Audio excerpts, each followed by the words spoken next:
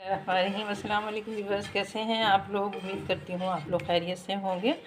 अल्लाह पाक आप सबको अपनी हिफ्ज़ो अमान में खैर आफ़ियत सेहत तंदुरुस्ती के साथ रखे और अपनी रहमतों और नेमतों से खूब खूब नवाज़े। आमीन सुमा आमीन। तो ये आज हम मज़ेदार सा लच्छे पराठा बनाने लगे हैं।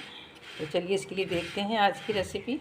तो यहाँ पे व्यूअर्स डेली रूटीन में जो मैं अपने घर के लिए आटा गूँथती हूँ, रोटियाँ चपाती के लिए, वही गूँधा हुआ आटा है।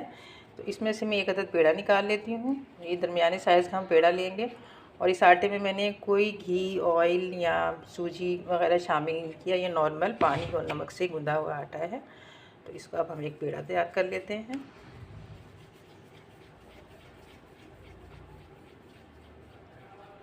और पेड़े को हम 5 मिनट के लिए रेस्ट पर रख देते हैं। पेड़े को किए हुए भी उस 5 मिनट हो चुके हैं, हमारा पेड़ा सेट हो चुका है। तो यहाँ पे मैंने कटिंग बोर्ड ले लिया है रोटी को बेलने के लिए।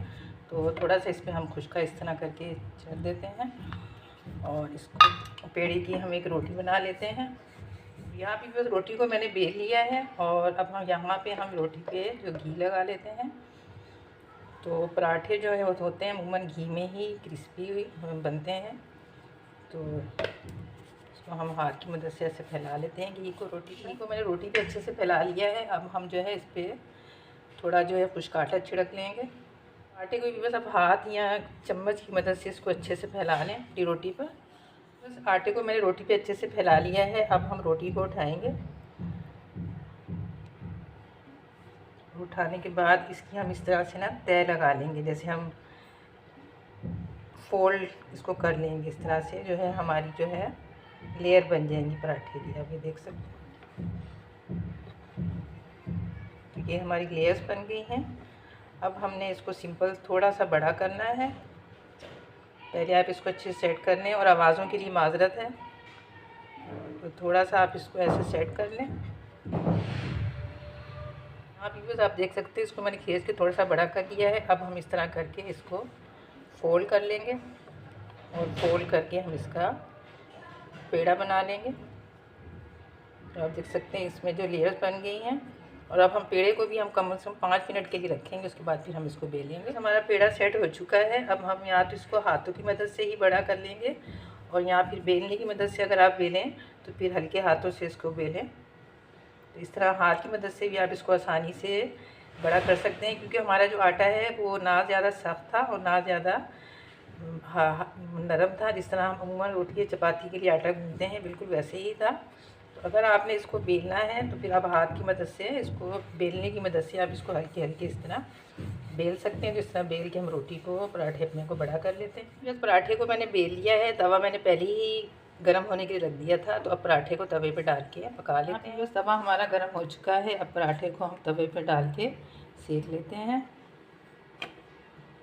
जैसे ही एक तरफ से इस पर कलर आएगा तो हम इसको दूसरे साइड से पलट देंगे। बस पराठा एक साइड से सिक चुका है, हम दूसरे साइड से पलट देते हैं। तो यहाँ पे बस दूसरे साइड से भी पराठे को आप देख सकते हैं हल्का सा कलर आ गया है। तो जब पराठे कच्चे में आप घी ना लगाएं, क्योंकि कच्चे पराठे में जब आप घी लगाएंगे तो वो जो पराठा है बहुत ज़्यादा घी को अपने अंदर जज्ब कर लेगा। तो यहाँ पे मैं इस तरफ से इस पर घी लगा के इसको पलट देती हूँ अच्छे से कलर आने तक। और पराठा पकाते वक्त आपकी जो चूल्हे की फ्लेम है वो ज़्यादा लो भी ना हो, क्योंकि लो में पकाएंगे तो वो या तो वो बहुत ज़्यादा घी भी पिएगा और दूसरा वो बिल्कुल अकड़ जाएगा। और ना ज़्यादा तेज़ आग पे पकाएं बल्कि मीडियम फ्लेम पे इसको पकाएं। तो इसको अच्छे से हम गोल्डन कलर आने तक इसको इधर से सेक लेते हैं। पराठे को इस तरह घुमा घुमा के सेकें ताकि पराठा जो है हर तरफ से उस पर अच्छा से कलर आ जाए। तो आप देख सकते हैं इस पर कलर आना स्टार्ट हो गया है। और इसकी जो हमने लेयर बनाई थी आप देख सकते हैं पत्ते पत्ते इसकी लेयर खुल रही हैं। तो अच्छे से पराठे को हम सेक लेते हैं। बस पराठे को एक तरफ से अच्छा सा कलर आ गया है। अब दूसरी साइड से भी इसको सेक लेते हैं।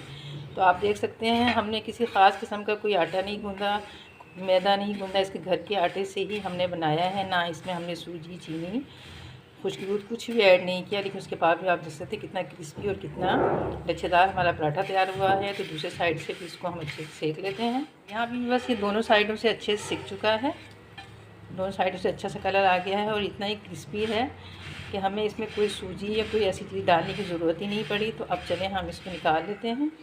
यहाँ भी बस हमारा पराठा जो है वो तैयार हो चुका है। तो आप देख सकते हैं ये कितना क्रिस्पी है और हमने इसमें किसी किस्म का कोई मैदा, अंडा, सूजी या खुश्क दूध का इस्तेमाल नहीं किया, बल्कि इसे हमने नॉर्मल जो घर में हमारे आटा इस्तेमाल होता है उसी से ही हमने इसको तैयार किया है। तो आप देख सकते हैं इसकी जो परतें हैं बिल्कुल अलग अलग हो चुकी हैं और ये खाने में बहुत ही क्रिस्पी है और दोनों साइडों से इस पर बहुत प्यारा सा कलर आया है। तो बस उम्मीद करती हूँ आपको हमारी आज की ये पराठे की रेसिपी ज़रूर पसंद आई होगी। अगर आपको हमारी आज की रेसिपी पसंद आई है तो हमारे इस वीडियो को खूब लाइक और शेयर करें अपने अहबाब दोस्त साथियों के साथ और हमारे चैनल को भी ज़रूर सब्सक्राइब करें और घंटी के बटन को भी ज़रूर प्रेस करें ताकि आने वाली नई वीडियो की नोटिफिकेशन आपको सबसे पहले मिल सके। तो मिलते हैं नेक्स्ट वीडियो में एक नई रेसिपी के साथ। जब तक के लिए अल्लाह हाफिज़।